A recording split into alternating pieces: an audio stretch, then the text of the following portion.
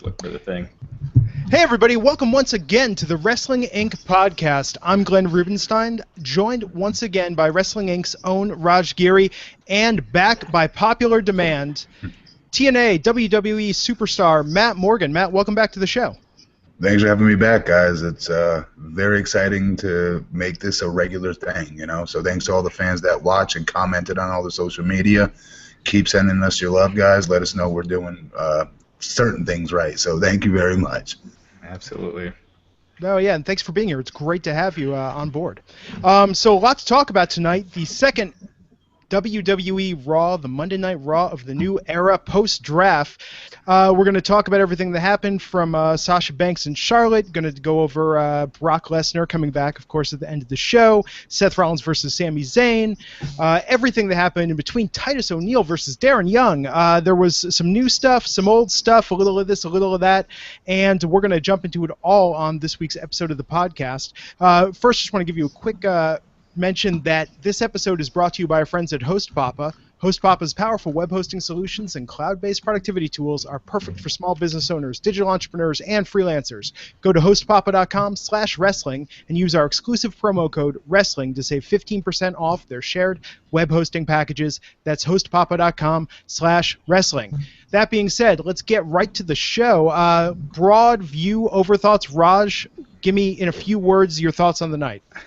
I didn't think it was bad. I just thought it was kind of dull. It just felt like after a hot week last week, they kind of fell back into their they fell back into their same pattern. So the show didn't do all that much for me. And Matt? I definitely a tough act to follow from last week. You know, I didn't expect it to be better than last week's. Obviously, they set the bar so high. But there were some redeeming qualities in the show, obviously. There's some really good matches, very, very sound psychology-style matches that I like. Some of the stories were driven forward, obviously. And then there was some filler. There was a little bit more filler this week, I thought, and I'm sure we'll get into that match by match as we go. No, definitely. I mean, I thought it was very interesting seeing the second Monday Night Raw of the new era.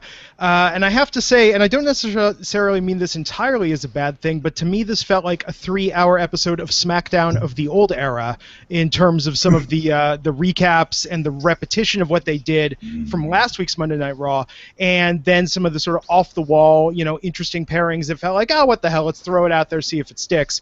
But I'm really anxious to go with you guys match by match on this and talk about what worked and what didn't.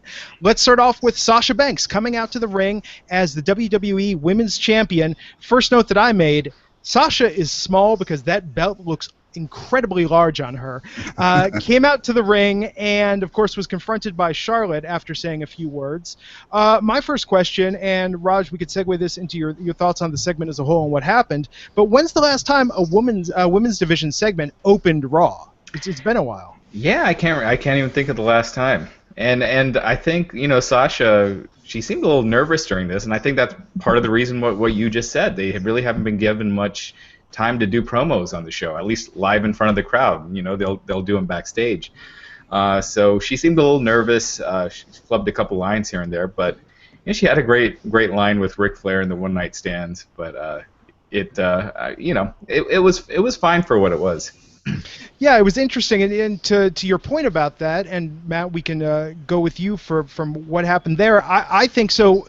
Chris Jericho came out, told them to be quiet, got on Charlotte's side. Enzo came out, hit on Sasha, and there was a nice little four-way promo off between them. I think in part that might have been, Raj, to your point, how they were sort of compensating maybe for Sasha and Charlotte's lacking of polished mic skills by bringing Jericho and Enzo out there.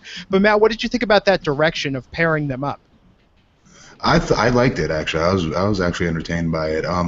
Sasha, there's definitely a little bit in there. She was a little bit, you could see her nerves or whatnot. But there's one thing that just beamed through my TV screen, and that was the organicness of her excitement, of her gratitude for the fans' reaction to her being their champion. She takes that very serious, you could tell, and it just it just reeks through her pores. You get that vibe, you get that feeling. She is an organic babyface. That's a great example of an organic babyface, not trying to act the part, but being the part.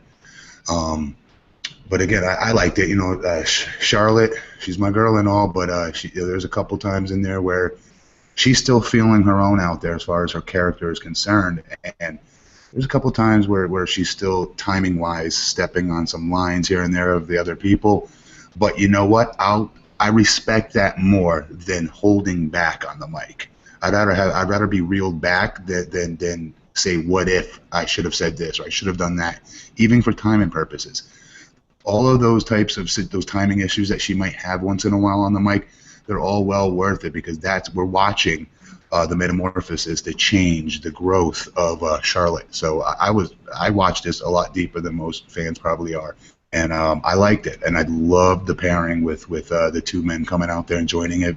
You know, Y2J absolutely killed it and stole that segment. I thought he was hilarious. Enzo, it gets a little long. It gets a little long-winded, in my opinion, and he's awesome on the mic. He is magic on the mic. He's got charisma coming out of his you-know-what. He is money on the mic. But that said, still too much isn't always good. Sometimes a little bit less would have been better for him tonight, I felt.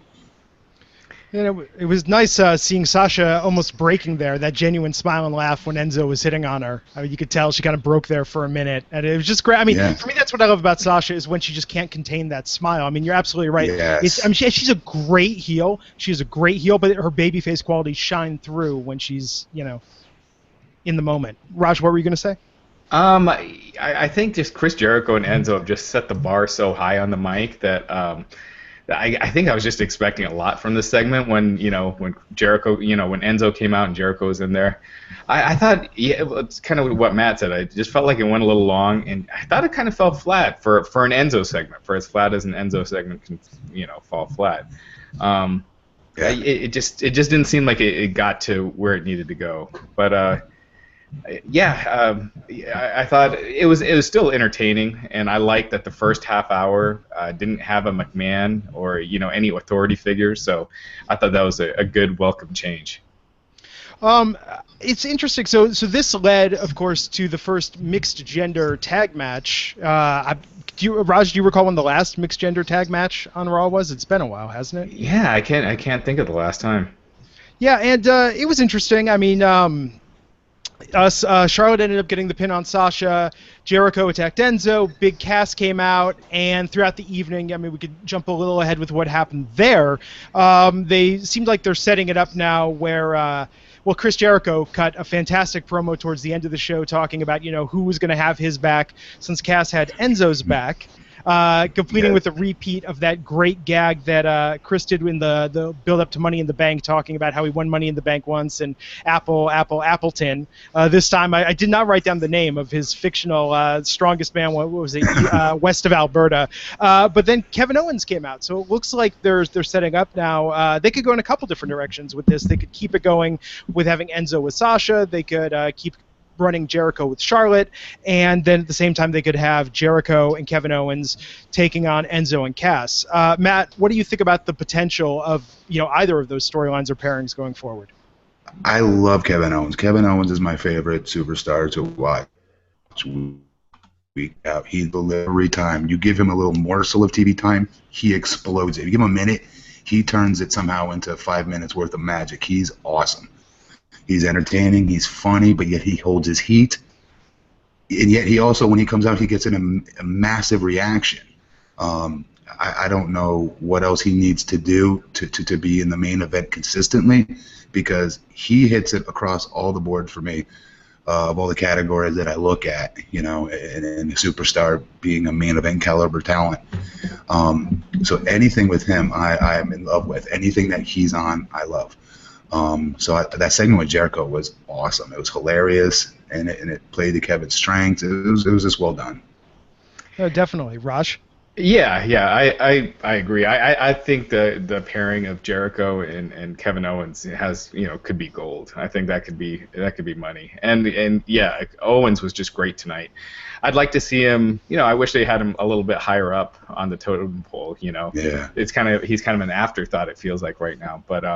But yeah, I still thought, he definitely made use of every time he was on screen, and I thought he was great. The one thing I didn't like about this match at the beginning is you already have Sasha getting pinned.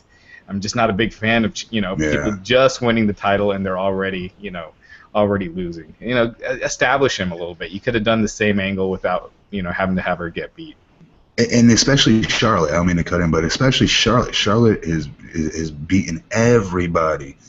If anybody can take a loss right now and still recover, even back-to-back losses, it is Charlotte, because she is that manufactured as a superstar. Right now she's so ingrained as the top flight woman of that division right now. So she can get away with losing and still get her heat back.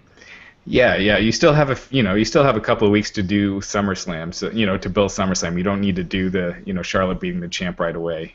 So, but other than that, I thought everything else was good. What do you think about it? Do you think they're going to run with this Enzo Sasha angle for a little bit? I was really worried at first, like, oh no, they're splitting them up. Here comes Enzo becoming Sasha's manager. Like I wrote down, I was like, the storyline could end up being great or a complete disaster. I was glad to see where it went from there. But do you think? I mean, would either of you like to see that pairing continue? I thought it was kind of interesting to see Enzo kind of doing shades of what he did with Carmella initially.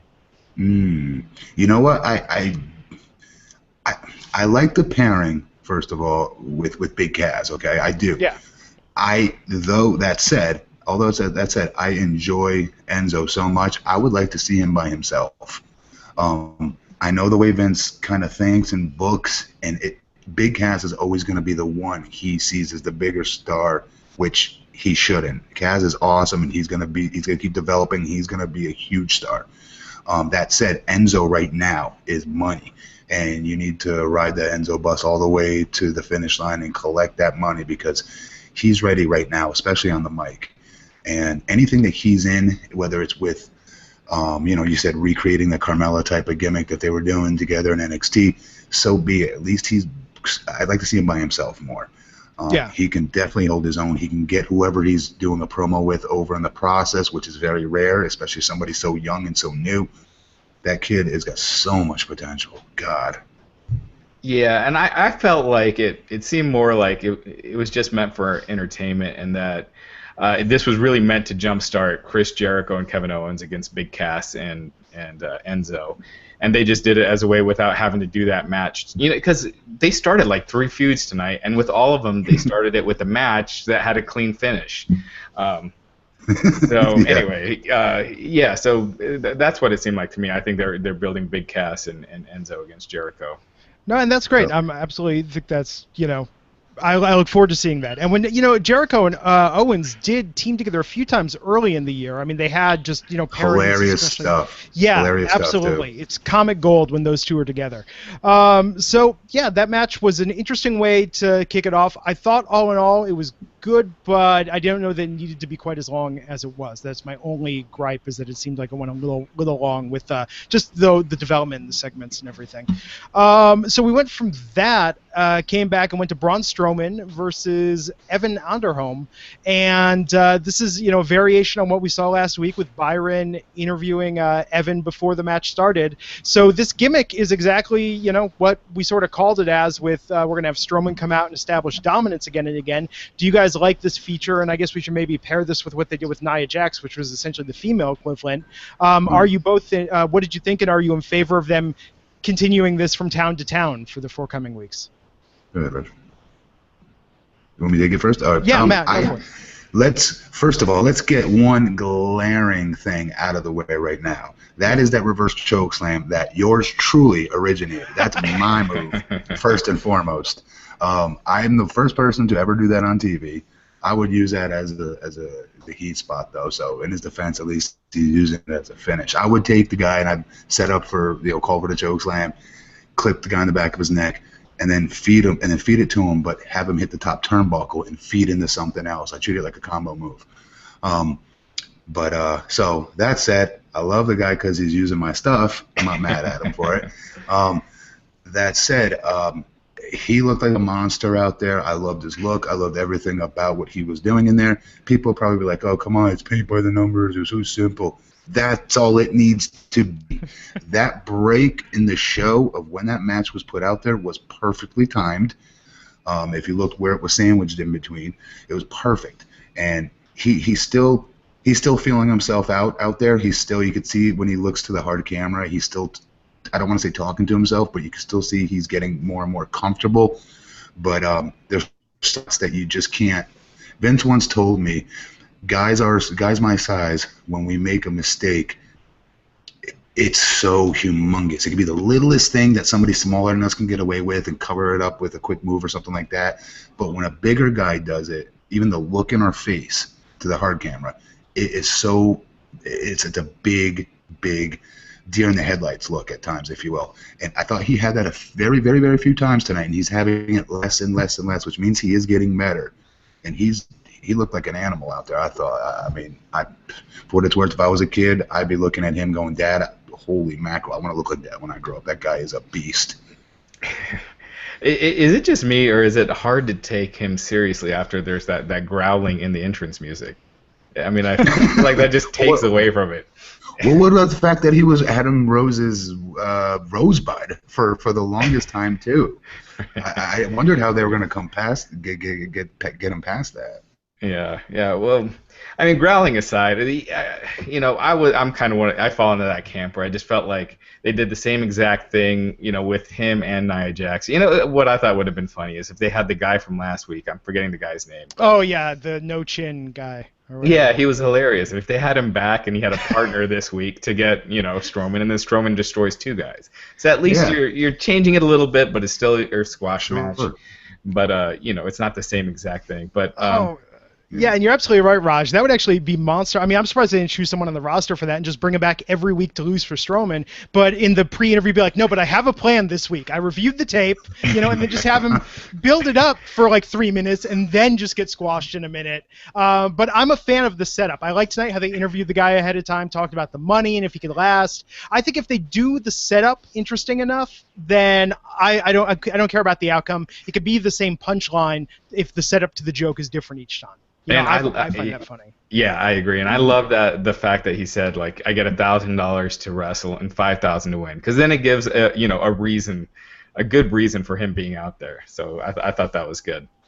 Yeah, absolutely. And with and we'll talk about Nia when we get to it. Although really, for me, I thought very, very similar beats. That's really my only critique. In fact, tonight, I have to say, last week, Matt, I know you advocated for why there needs to be these type of squash matches to establish what a monster someone is. And tonight, seeing how they're doing it with a different setup of the same ending, I completely did a 180. I'm in favor of this now because I like, as long as we get that different setup, it works. It's not just the exact same thing each time. And there's other ways to do this, guys. I'm going to cut you off, but there's other ways to do this. They could be doing, like they used to do it with Brock, where Brock would be backstage doing pull-ups, like in this ridiculous boiler room with the stairs like 10 feet up in the air. So how the hell did he jump up to grab it, first of all? Second of all, he's just writing them out one by one, the whole beat of the 3-minute promo, and doesn't stop. Like things like that, especially with Strowman, because he is a strong man. Like that was his real life gimmick, to my understanding. Have him do those Mark Henry-ish without them silly, okay? Can't be. Oh, we might have lost. Hi, Matt. We lost you there for a second. No, it's still frozen, Rush. Between squash matches and some sort of feat of strength backstage to show him, Oh, there we go. Now I got everyone back. Yeah, where there was a momentary lapse there for a second. Yeah. Were you able to hear what I said, or? But you were talking about doing a vignette, like a backstage segment or something to build them up. You can do two. Instead of just doing the standard squash match every single week, it's going to get old. You have him backstage. You have him do some sort of feat of strength. It doesn't have to be a vignette. It could be him live. Mark Henry-esque without it being campy and silly. He was a strongman. That was his gimmick in real life, Braun. So showcase that. Play to his strength. hide his weaknesses. You don't have to showcase him in the ring every single week, because it's just going to lead to him exposing himself. It's in certain glimpses that I wouldn't even bother chancing. Right. And one thing before this match, they showed that they had that Teen Choice Award. They didn't mention John Cena in that, did they? I think they just mentioned the Bella twins. It was just the Bellas. Yeah. Yeah, which is interesting because he hosted the show and there wasn't one reference of him on that. That's probably why. Who knows? It's a work anyway. But, dude, there's no way. I'm sorry. The Bellas are not beating Ronda Rousey. Sorry. Serena Williams. Come on. Let's be real. Total Divas is a very popular show. I know I've expressed this on the podcast. Everybody watches it. With teens, though? Is it popular with teens? I run into people all the time, and you know what I want to talk about? Professional wrestling, the WWE and the NXT, and 9 times out of 10 what I hear is, oh, I watched that Total Divas show. It's great. You should check it out. Isn't it usually women? No, men. It's not only it's also boyfriends, husbands, and I've run into people all the time who do not watch the main product. But real quick, let's be honest. Let's apples here. Let's compare, please. That's a great show. Everybody watches it. It's super popular. Just like you said, same with my friends and family as well. They all watch the Divas show. But come on, before Rousey lost, nobody was as white hot as that girl. Oh yeah. Nobody. Everybody knew who she was. They were talking about her. She was everywhere. It's not even debatable. Yeah, absolutely. It is pretty, ridiculous that and plus it's two of them, choice athletes, Yes. It's a work. No, I can say, well, so going from that, after we had Strowman's squash match, we had a new streak developing, and that's Pokemon Go references. Once again, this time, R-Truth, I mean, how many weeks in a row? Just, so R-Truth was playing Pokemon Go. Goldust is like, hey, Golden Truth has to go out there and rock it, man. And Truth is just so preoccupied. Their match against the Shining Stars, I know I was on the edge of my seat just wondering who was going to win this match. Once again, R-Truth distracted playing Pokemon Go in the corner. They really like to just take the joke and keep it, like they commit, and I respect that. So, of course, that cost them the match. The Shining Stars picked up the win. Raj, to you first, anything to say about the match and your prediction for how many more episodes they're going to just run that Pokemon Go thing into the ground? Gosh, I thought they already did. I don't know. I know, Glenn, you played it. I mean, does it come across as funny? Like this? It's just a little passé, honestly. I mean, I still play it occasionally, but everyone that I know, above a certain age, has sort of moved on. I think that the target Pokemon demographic is still really hardcore about it, but, there's going to be a new app in a week or two, and the mainstream will be talking about that. This is like one of those segments where if I had my friends over, this would be one of those segments where they're like, how can you watch this? When you get crap for watching wrestling, this is the kind of segment that gets people saying that. Analyzing what this was, though, Raj, this was obviously, it is what it is. This was just a way for the Shining Stars to get a win so they can be fed to whomever they're about to be fed to. Well, I think they're being fed to Golden Truth. I think this is going to be the feud going forward. And so, again, this is the first example. You're starting the feud with a match that has a winner. And that's we got Golden Truth and Shining Stars at least for probably another month or so.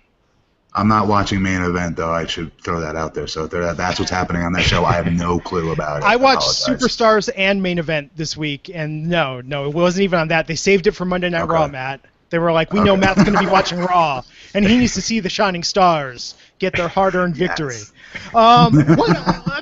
I know I rag on the Shining Stars. It's kind of becoming a running thing, but here's the thing.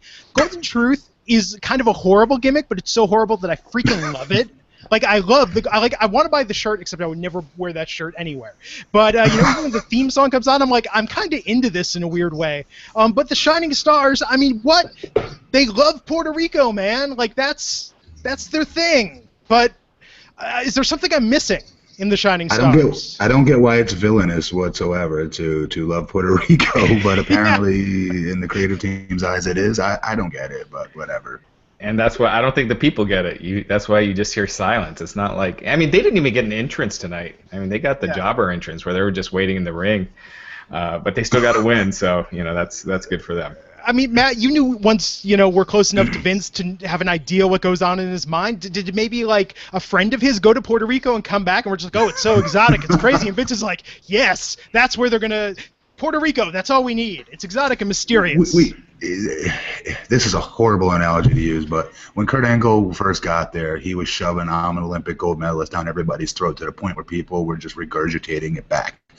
People don't want to be the psychology they're using. You guys already know, but for the fans watching, is you jam something down somebody's throat enough and brag about it, they're gonna boo you. That's the goal. But you don't do it about where you're from. I mean, nobody really boos. If I kept coming out bragging about being from Detroit or Connecticut or wherever, nobody's gonna boo me for that. That's so lame. Right. Yeah, it's just but no, you're right though with main event. It is a main event caliber feud, but no, it was a centerpiece of Monday Night Raw. So we went from that to an abbreviated Michael Cole interview with Finn Balor, talking about his match at SummerSlam against Seth Rollins for the newly created WWE Universal Championship, and of course the interview was interrupted by Seth Rollins, and we had a segment between the two. Matt, we'll go to you first. I mean, what did you think of the segment and the heat between these two on how they're setting up their showdown at SummerSlam? I thought it served its purpose. I thought Rollins, anytime he starts talking about himself and how good he is, holy crap, is he believable. He believes every word he says. He believes he's the man. I like that. I love that about him. I love that about his promos. At first, that annoying laugh used to drive me nuts, but that's what it's designed to do. So, hook, line, and sinker. Hence him being the heel, right? But I digress. It's going to be a phenomenal match, and the setup for it, they could have done a million other things, obviously, to get some real steam going, but they've got time to build to that still. This was just an introduction of Seth, the man, coming out, and at first, if you paid attention, he was putting Finn over, which is rare for Rollins to do. So that was the main objective earlier on in that promo when they wrote it that way, to give Finn that respect, as the announcers did as well. So overall, I thought it did its job. I would have liked to have heard Finn speak a little more, but it served its purpose. Yeah, see, I disagree. I feel like it hurt Finn. Like I felt like it brought the match at SummerSlam down a notch because Finn gets cut off, in his second sentence, and just Seth Rollins pretty much takes control of the promo. And Finn seemed a little nervous. I just saw in this particular segment on this night, Seth Rollins just seemed like a much bigger star. And when Finn Balor is this guy that you're trying to make as like this new hot star that's challenging for the title, I thought he came down a bit from where he was last week. I don't know. I just thought that it kind of defeated the purpose and just made. I mean, Rollins was great, but I thought he just outshined Finn in his first promo. It's because it was his first promo. He shouldn't have been cut off. He should have been allowed to speak. The problem, though, is that's what they're saying as they're writing it. Right? They're like, we're gonna let him speak. What would be great? Let's cut him off in his first promo. You know what kind of heat he's going to get for that? And that's their logic. And it did get heat. But I just didn't think it was a time or place for it. They should have let him talk. Let him show some of that passion, because he's another one. When he starts going on with his passion to be the best, like when he was talking about the draft online, I saw it, I believe, on WWE Network. I saw a quick interview with him during the draft where he was legitimately, like, he didn't like the fact that he wasn't the number one overall pick, period, Finn. I was impressed with that. That was ballsy. That was a ballsy thing to say, and I believe he believes that he's the best, and he deserves that. They need to put him in that context, in an athletic context, to talk about an athletic contest. That's my opinion. And kind of back to what Vince was saying on our post pay-per-view podcast about not building the guys up to the general audience before they came out. Some crowds, especially on the coast, big cities, you get a big NXT contingent in there who'll pop big for them. The Atlanta crowd didn't seem like it had too many NXT marks in there, and so he kind of got a cold reaction. They actually booed him during this promo. So I just think like you know, when you're serving to the NXT fan base, that's not in every town, and so it's probably better in the long run to build these stars up a little more before, you know, debuting them. You know, either using vignettes. At least some guys. You don't have to do it for every single person, but I just thought it showed tonight that a lot of guys didn't know who Finn was, and they didn't react to him like a top guy. Definitely that. You're absolutely right. The part about booing, though, if you go back and watch, it was more so because Rollins was saying his name. Rollins was the one saying, "Finn Balor." They're booing because he's being sarcastic. When Finn was speaking, they were definitely not booing him, but they were not popping for him like they normally do either. Instead of the yes chants, those should have been Finn chants. That's like they normally would be when he said he'd hand him his ass. They should have fast forward that promo, and that should have been Finn's. Like, if you're not gonna let him talk, fine. Then let that be all he says. That would have been so much stronger. It would have been way stronger exclamation mark on it. Yeah. No, definitely. I mean, I think that the ending was interesting. I liked Balor was really smooth with that almost like self-defense reaction to Rollins swinging at him. That was one thing I really liked, and so much so I noticed. I don't know if you guys noticed, they replayed that clip of Rollins' little like turnaround kick maneuver. Like, I mean, it was very, very smoothly executed. It looked convincing to me into the back. Was it the drop reverse flying kick move that he did? I thought that was really nice. This match is going to be fantastic. You know, like just the ability alone with these two guys makes the match exciting. I just hope that creatively they could give it its just due and add to it as opposed to take away from it. And here's the good part: regardless of the finish, okay, this match is going to be awesome. Regardless of the finish, it's going to be phenomenal. No, definitely. I mean, I'm really, really looking forward to that at SummerSlam. So after that, we went to Mark Henry being put up in a match for the U.S. title against Rusev. And it was interesting. Raj, what did you think of the match? Not only how it built up and how it finished, which I guess we should talk about, maybe separately what happened at the very end of the match. But what did you think of just a Mark Henry going up against Rusev? To me, it seemed like maybe they were setting something up with him being their ambassador to the Olympics, so maybe they will put the U.S. title on him, albeit temporarily, because that would be really good PR. But that, of course, is not what happened. But Raj, what did you think of the matchup itself? Yeah, well, they kind of already did that angle. Remember where they had Mark Henry as the American hero, like coming with the flag, like going to face Rusev, and then Rusev destroyed him. So I don't know if it would have worked long term again. Real quick, they had the backstage segment with Mark Henry and Stephanie and Mick Foley earlier in the show. And was anyone else surprised that Stephanie didn't emasculate Mark Henry or anyone in that segment? That's like the first time. Yeah, exactly. Yeah. It's a new era. Raj. I was just waiting for her to say, like, you suck and you're, get out of here. But why are you here? Or just slap him randomly. But yeah, I thought, this match was to get Rusev over. And, say what you want about Roman. They are bringing him down a peg. But I think this is a good spot for him. I think it's good to kind of take him off the top right now. Help rebuild him. I still think he should be a heel. I think we all kind of agree on that.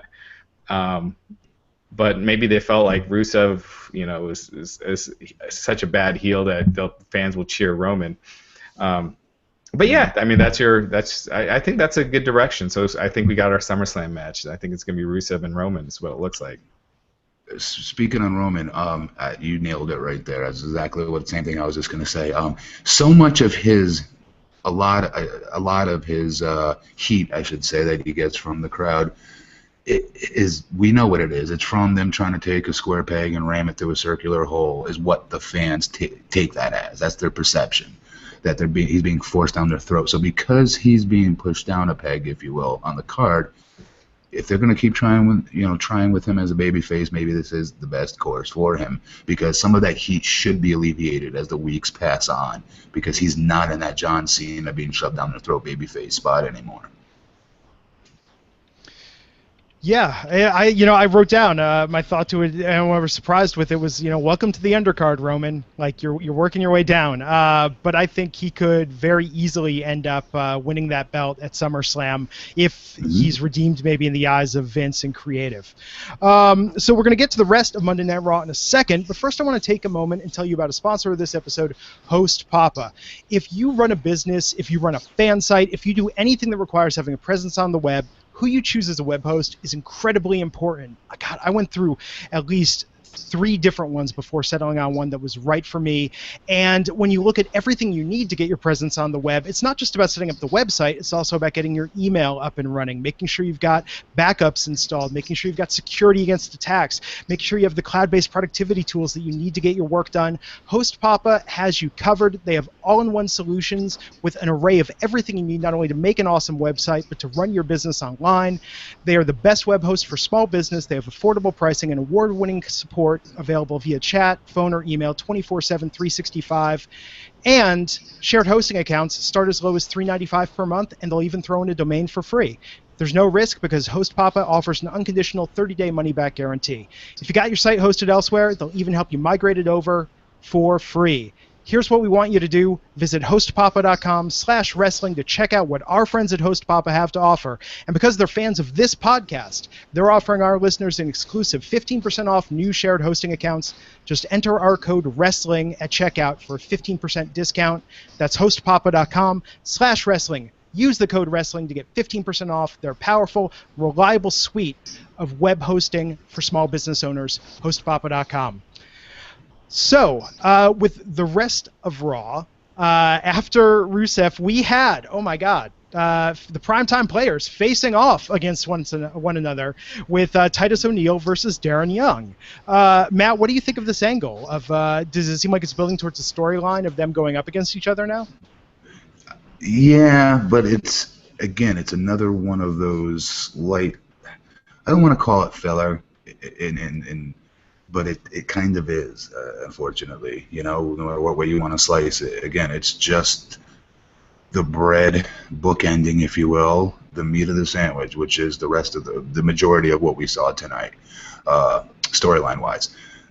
Definitely, in my opinion, it's just filler. I don't really think it matters, but that's my opinion. I'm not thrilled by it one way or another. I was digging the whole Darren storyline, I just hope that they do actually do something with this, and it does move forward, and it progresses. It doesn't stay at the same level. That's the problem. They always have these things, these storylines that they start with some mid-card guys,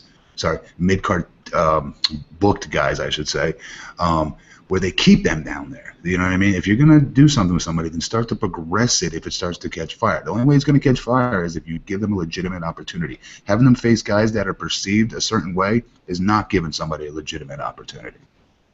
I just wish you have such an easy storyline there with these guys being tag team partners for so long. So easy. You could have done something. You could have done Titus trying to talk, Darren Young out of being with Bob Backlund, or just something. Just give it some build. Again, you're starting this feud off with a match, so you've already seen kind of the payoff already. Because the payoff's supposed to be a match, and Darren's the one kind of getting a little push right now, but then you have Titus win. I don't know. I just felt like it just felt like nothing. It just felt like filler, and you could have made it feel like more just by using their past history, build it up over a couple weeks. Do more than just a flash, backstage segment. They're both stud athletes that deserve better than that. Yeah, exactly. You just see that too many times with storylines now that just happen just out of the blue when you could just take a little time to give more of a story. Yeah. Yep.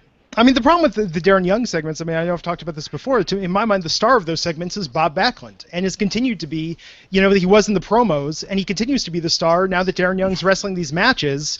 It's like, I want to see what Bob's going to do. I want Bob to, rip his shirt off again, but leave the suspenders on. That was a pretty sweet look.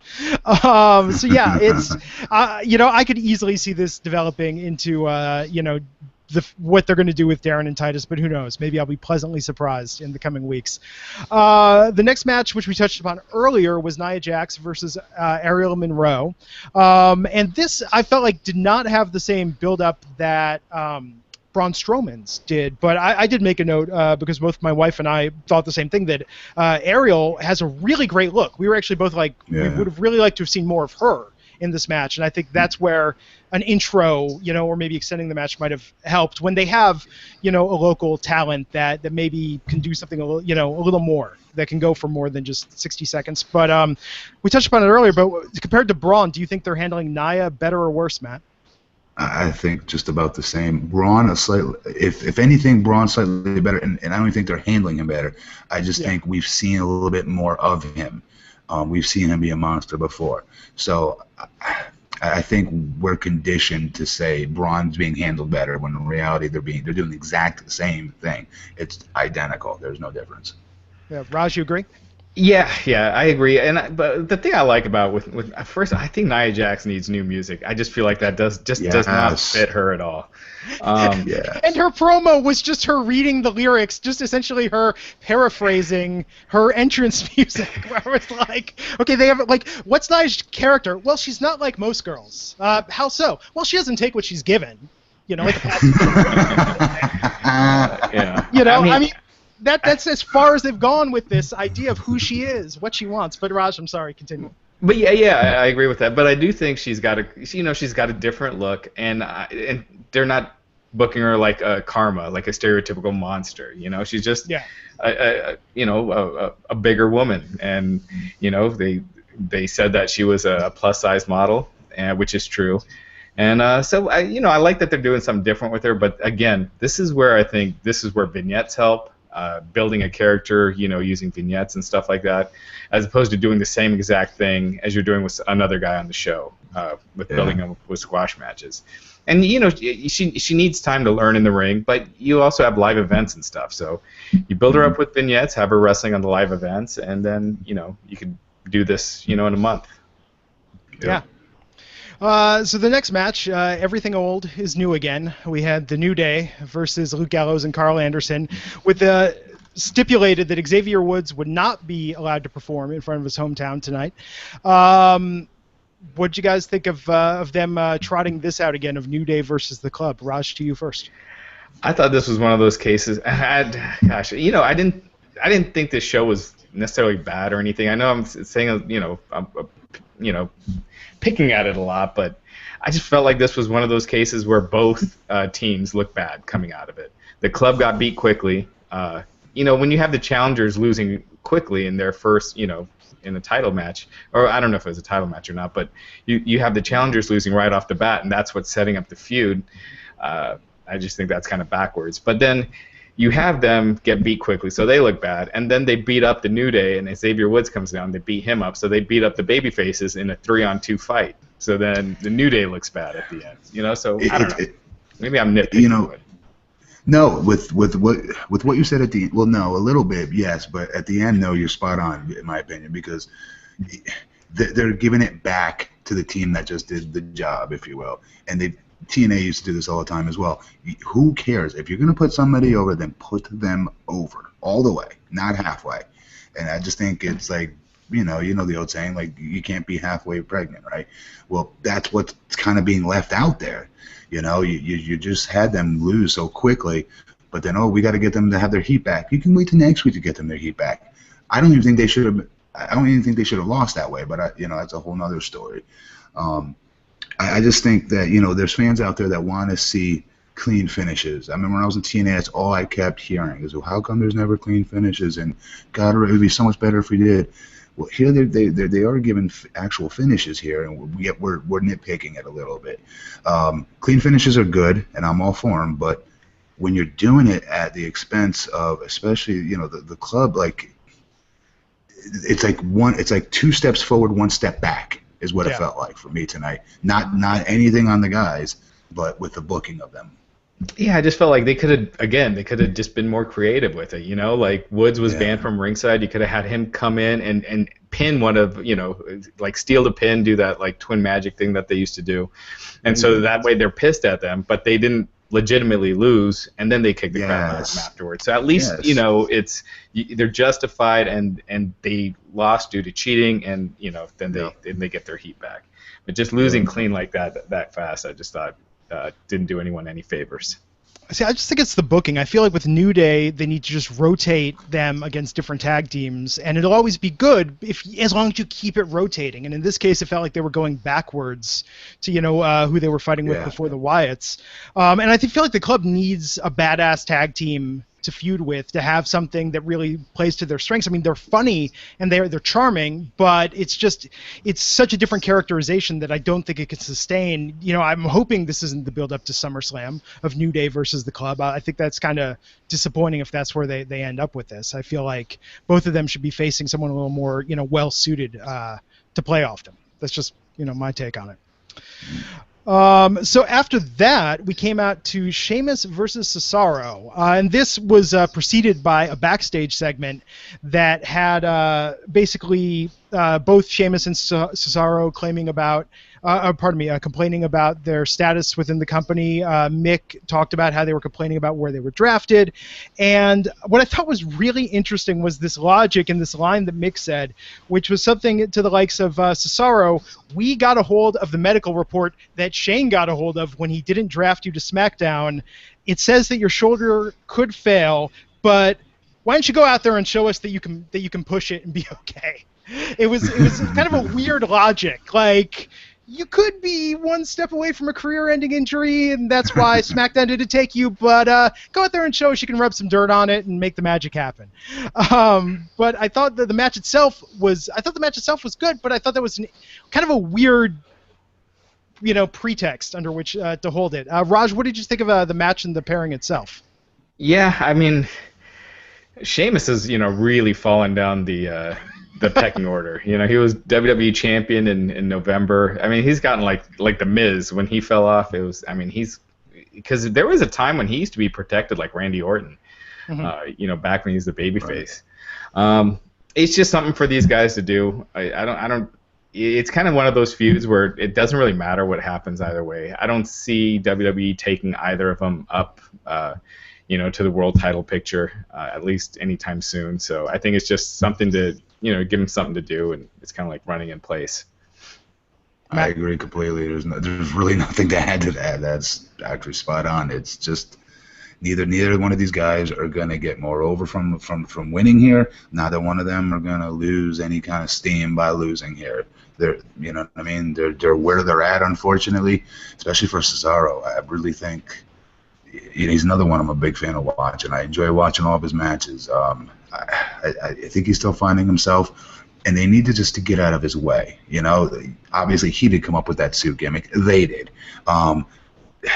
Just stay out of his way. Let him. The only way a guy's going to get himself over is if you allow him to breathe.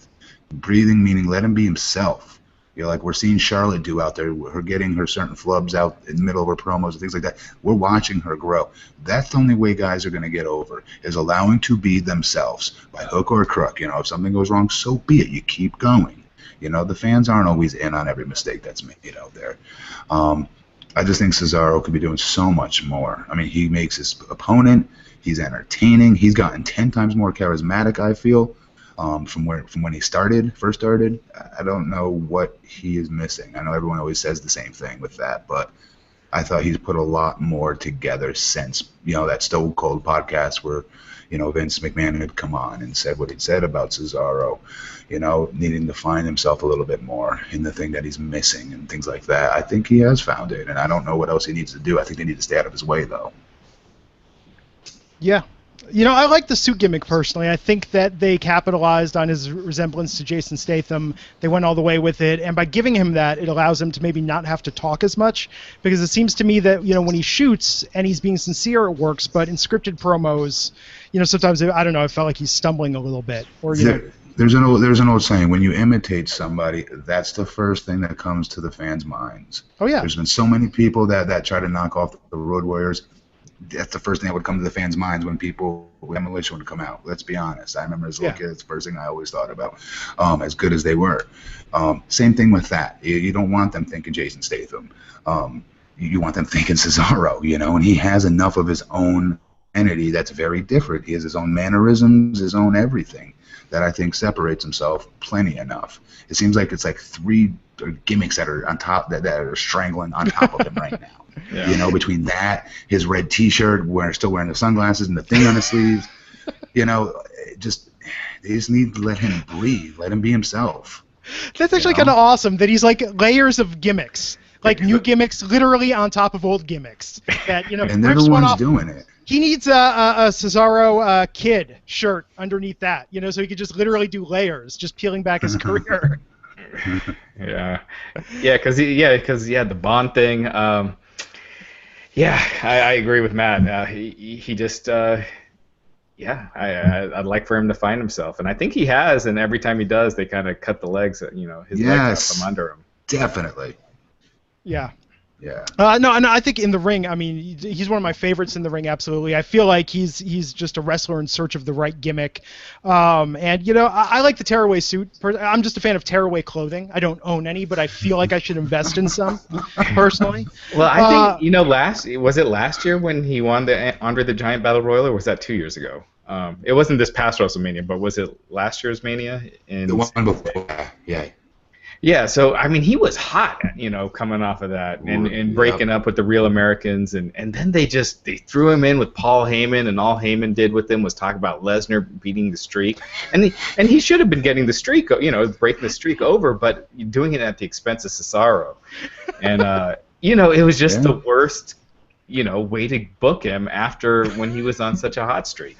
And how does that go? Like, oh, we're going to have Paul Heyman come out and talk for you. Oh, that'll be good. He'll put me over. No, he's going to talk about Brock mostly, but he'll work in a mention or two of you. Right. There. And then he was wearing that, like, Michael Jackson black jacket, you know, the shiny sequins, and it was just a mess. And they turned him heel when he was getting this huge babyface reaction. I mean, they really, really screwed that one up. But I really liked his promos he did at Draft Center, you know, the night of the draft. I thought that one seemed like he was just shooting. Unfiltered with Renee Young when he's just talking. I mean, the guy can talk and has a natural charisma. I just don't think that's what they're writing for him. He seems like one of those guys that he should just have bullet points and not trying to recite a script. Yeah.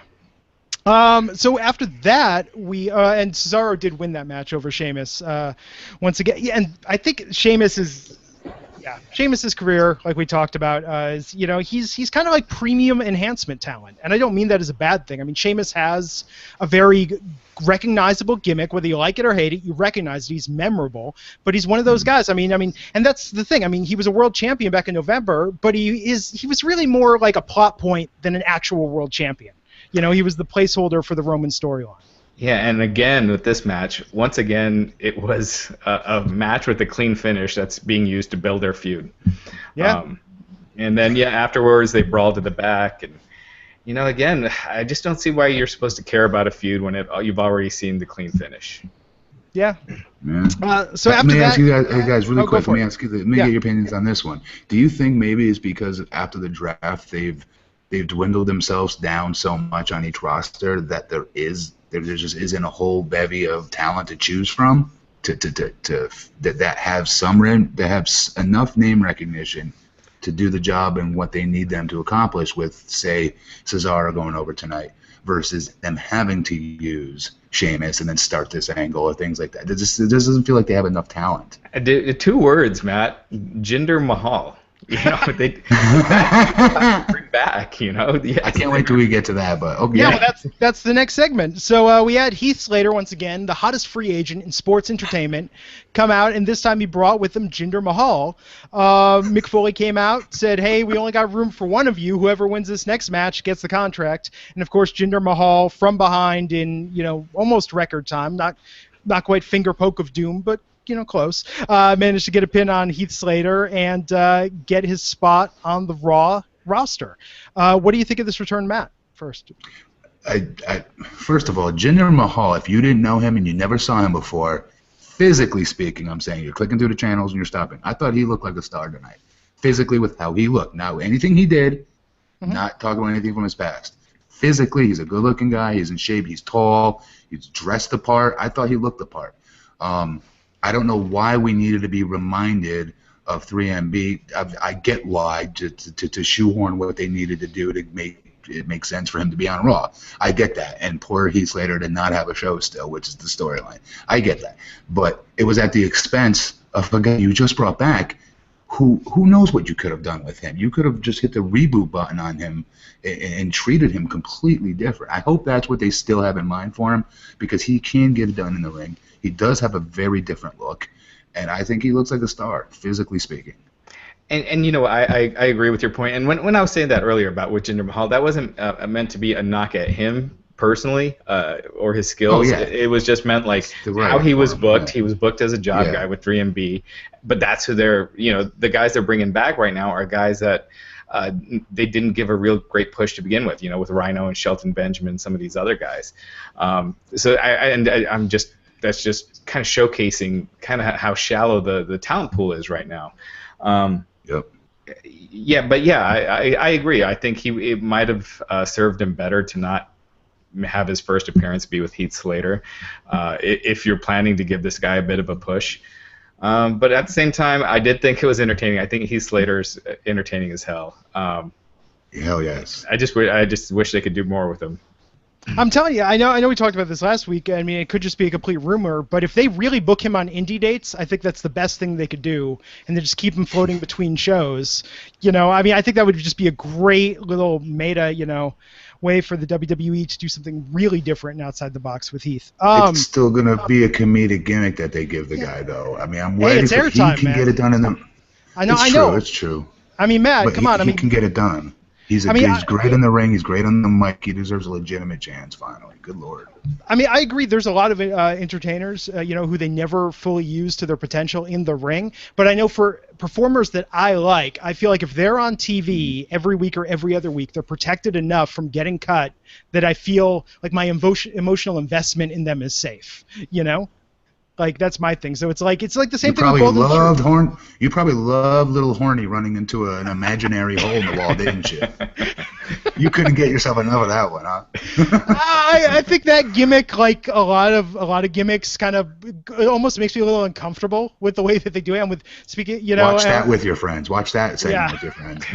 I'm not saying Hornswoggle. I'm not going there. You know, I'm saying that I'm just saying like with Golden Truth. You know, I really like Goldust. I mean, as you know, I think Dustin Runnels as a person is really compelling and really interesting, and I'm glad that he's getting on TV each week. You know, I feel the same way about R-Truth. I mean, you find the guys that you like, and if you like them, I don't care what they're doing as long as it allows me to keep watching them. You know, going to the Golden Truth, at least in my opinion, wouldn't it be more effective that you have these guys who have been in the business for such a long time, with Dustin and R-Truth, who just want to give it one more run and try to win the tag titles? Isn't that a way more effective story than you got these guys who, you know, Goldust is, you know, he's the legend, and you're having him chasing Pokemon around and stuff. I just feel like there's sometimes the simple storylines, and just giving it more of a serious feel, would just be way more effective and easily relatable than what they got going.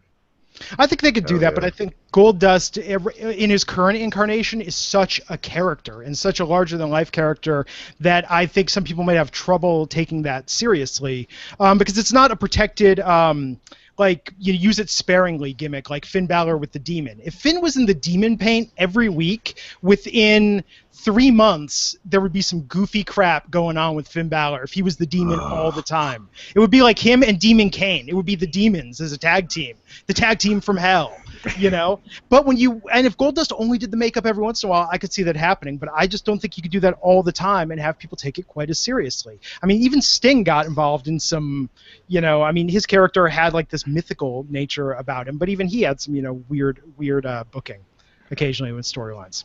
So I don't know. That's my thoughts on Golden Truth, as it were.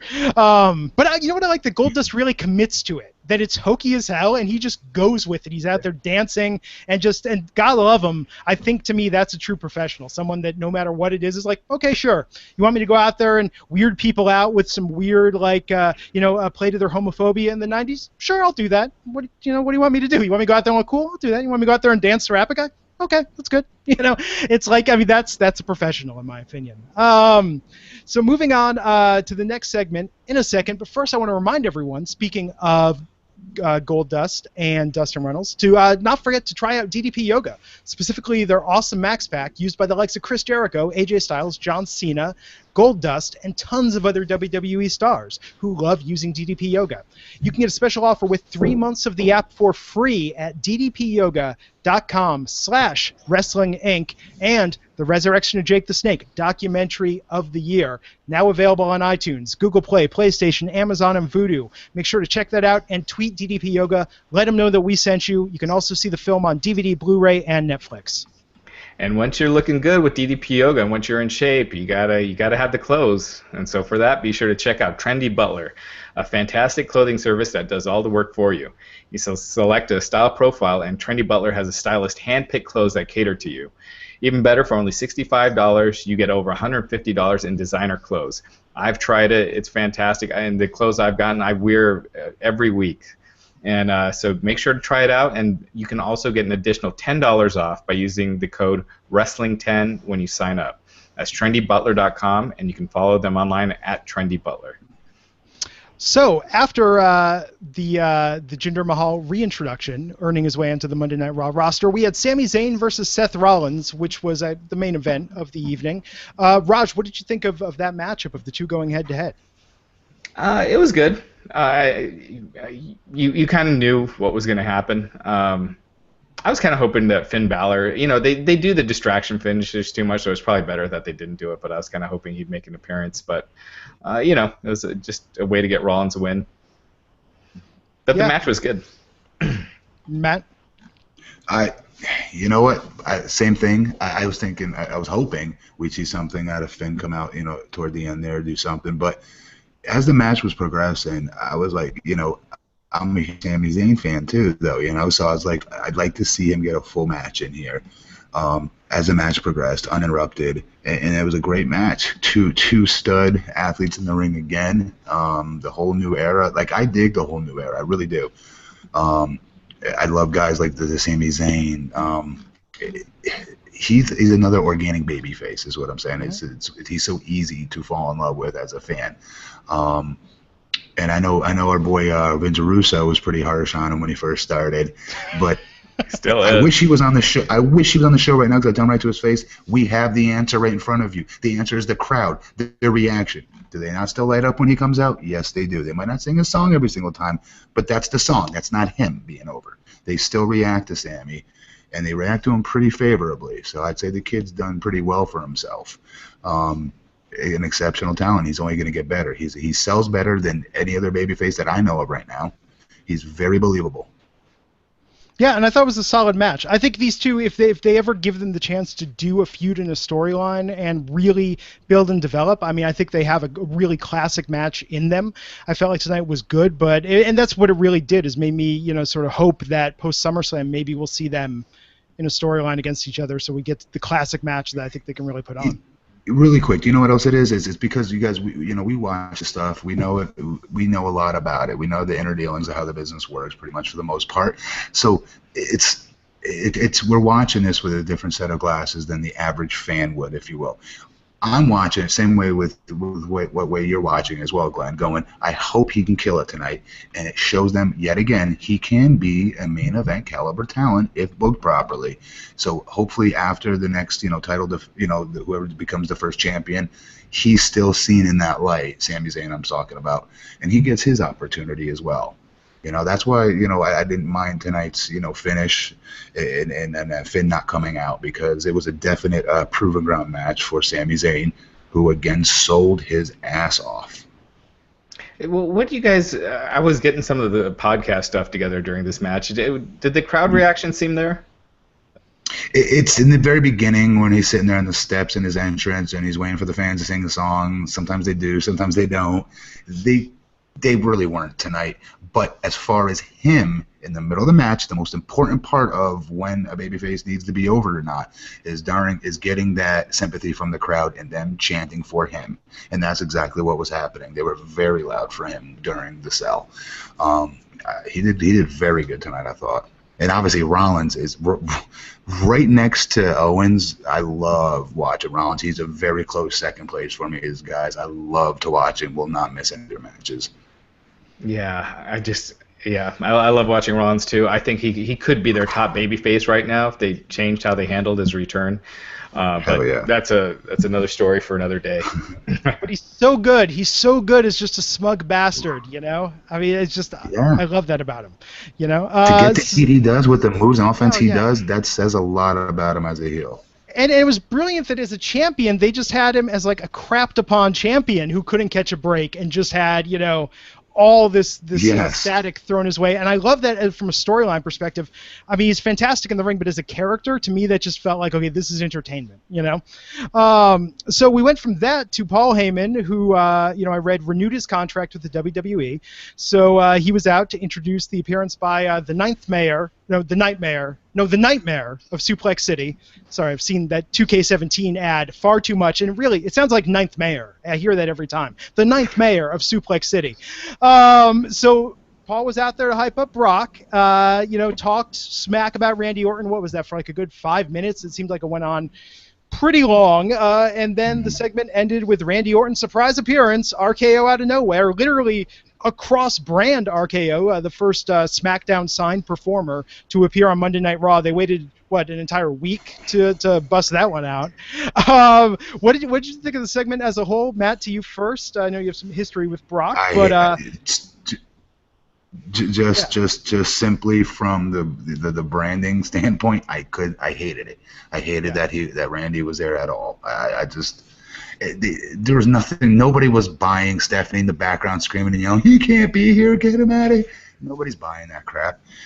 It was a week or two after the brand draft. You gotta be kidding me!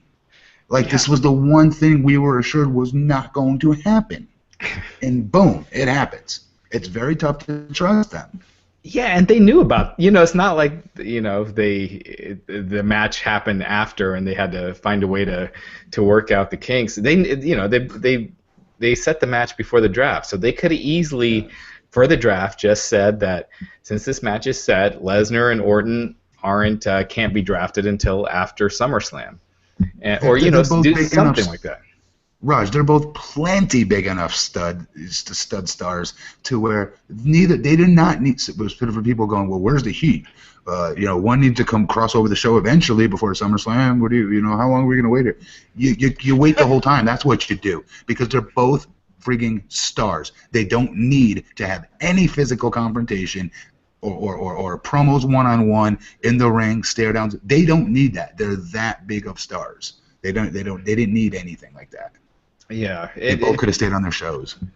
Yeah, that's true, and just cut their promos on separate shows. The RKO, though, I will say this: it was a cool RKO, because the way Paul Heyman was doing it, you felt it was coming, but I almost expected them to hit Orton's music and then he comes from behind. The way he did it, I did not see that. I did not see that at all, and it was just bam, he got hit. So that was a cool spot, but I agree. They compromised the integrity of the draft a week after, their first full week of doing it. But I would even they're both such just over the moon type stars for this company. Okay, that they have such brand awareness, just those two alone, that I dare say they both could get this match over separately, just doing simple MichaelCole.com interviews. They don't even have to be on the show, is what I'm saying. That's why I don't get why they would jump the shark this quick, jump the gun rather this quick, and have Randy do that. Show up on Raw like that. There's no need for it. Matt, I got a question for you. Since having worked with Brock, what do you think of them never having him talk? How was he backstage? Did he talk much? Could he cut a promo? When it's about athletics again, because again he's a stud athlete that believes he's the beast. He absolutely believes that, and he should. But in that type of setting, he's very, very good. And I thought when I was there, he was really at the top for him of his promo game. That said, there is no question he's 10 times more valuable with Paul Heyman out there as his mouthpiece. Brock has this innate, even me knowing him, walking by him, talking to him, he has this innate don't know what the word is, not ability, but this vibe he gives off that he, if like he said, if today were like the old times, he would damn sure be a Viking that would be going into people's towns, and villages and taking whatever the damn nail hair he wants, and he would be king, and no one would say or do a damn thing about it. He gives that vibe off. I don't know what that vibe is because that was like 3 sentences, but he's a badass in every sense of the word. He doesn't play a badass; he is a badass. And when you're that badass, you just have to sit there. It's a look, it's a stare, it's just this vibe you give off, and he has that. So why not let somebody else do the talking? Because you run the risk of losing that if he's not able to nail every single promo out of the ballpark by himself. Yeah, I agree, but I just wonder him saying a few words here and there just to kind of put it, kind of a sentence at the end of some of these promos. Yeah, but he definitely do that for sure. Yeah. Yeah, I thought that, kind of like what you guys were saying, I mean, I don't know that the SummerSlam match needs that much of a build-up between Brock and Randy. I mean, just sort of saying the names. I like the idea that Randy would almost talk smack and then Brock would then just show up at SummerSlam and maybe settle it there if it's going to be just, like a hard-fought match. But, if Brock's going to win, I like the idea that Randy would just maybe be the one to do all the antagonizing leading up to it. But, but the crossover, man, I mean, that was like their whole card. They could have been sitting on that, like, oh, just wait till we do that first surprise appearance cross-brand. Yeah. And it's like, nope, we are 8 days into the new era, and already burned. Yeah, but to be fair, they did try to have it like they were trying to get him, capture him and have security after him. So they did try to at least they didn't have him just end with an RKO and looking over him or something. Like that. I was gonna have someone out there with the butterfly nets trying to capture him. No, I know it's hokey, but at least they tried something. Raj, so you're telling me if you were there and you were the fan sitting there up next to Randy as Randy's doing his little pose at the end, and you're that black guy, instead of putting your hand over Randy's chest as Randy was doing that as the show closed out, would you be screaming there, go, "Oh my God, how are you here? You're supposed to be on SmackDown. I can't believe it. I'll never forget this day. This is the day you showed up on Come on." You'd be like, "This is crap. They lied to us. They lied to us again, damn it." Yeah, keep running, cat. I think, didn't I describe it that one of my first podcast appearances here that Vince McMahon is like the abusive stepfather that makes you really think it's going to go one way, and then he just swerves you and like dashes your hopes and dreams. It's like tells you one thing, like you're going to get that puppy, son, and then like, nope, decided not to get you one. Why? Didn't feel like it. I'll tell you one more thing right now. Playing devil's advocate. It's called the golden. It's called that golden ring, but I digress. Yeah. But to play devil's advocate, I think everyone thinks Lesnar's going to win that match. So by having Orton do deliver an RKO, kind of gives it that, okay, so he can hit it, it can happen, he's got a chance, maybe. He'll show up every week on Raw and do a drive-by RKO. But listen, Randy is so established. I don't have any doubts he can hit that. I don't need to see that to know Randy Orton can hit it. I need to see if Sami Zayn can hit his finish on Brock. I need to see if to a degree Rollins, these newer guys, if they could. That's not Randy, not a Cena, not guys that have been bred to be the face of the company for much of the last 10 years. No, that's like saying, could Triple H hit the pedigree on Brock Lesnar? Yeah, hell yes he could. We all know he could. We don't need to see him do it weeks in advance to know that. Yeah, although now I'm thinking of it, I want to see Sammy hit that driver, the complete 360 flip move on Brock. I didn't know I wanted that. Now I want that. Yeah, Vince would never allow that to happen. Yeah, it's probably a size requirement for that to affect. Brock will never let that happen. Yeah. Definitely. Well, I think that just about covers this week's episode of Monday Night Raw. Raj, to you first. Any final thoughts on the show? No, it's kind of by the numbers, just kind of keeping things in place, and as we head towards SummerSlam. Cool, Matt. Any final thoughts? It definitely was nothing like last week's. I'd expect it to be, like I said earlier, but it moves along a few storylines. It is what it was. I would like to see more. Into this show, I was most excited to see was what they were going to do with Finn Balor and Rollins, honestly. And it leaves a little bit to be desired, I'm nitpicking, obviously, but is what Raj said pretty much, honestly. Yeah, I think my criticism, to build off what you just said, Matt, it's not that this week's episode was bad. It's just that last week's episode was so good that I mean, it just made this one look pretty bad by comparison. And WWE, they never do that. They never follow a hot Raw with another one. You know, it's always you have these really hot shows like the Post-Mania show, and then it just dies the week after. And just be great to see them do like 3 weeks in a row, you know, and get some momentum going. Yeah. No, I agree. Well, guys, thanks for joining us. Everyone for listening, thanks for listening once again. We'll be back here on Wednesday at 9 a.m. to talk about this week's episode of SmackDown, to see how they follow up last week's episode that was a little lackluster compared to Raw. And, of course, we'll be back here next Monday, same time, right after Raw ends, to talk about Monday Night Raw, to see what they do to follow this up next Monday night, and SmackDown Wednesdays at 9 a.m. And real quick, Pacific. 9 a.m. Pacific, noon Eastern. Yes, 9 Pacific, noon Eastern. I'm on Pacific time.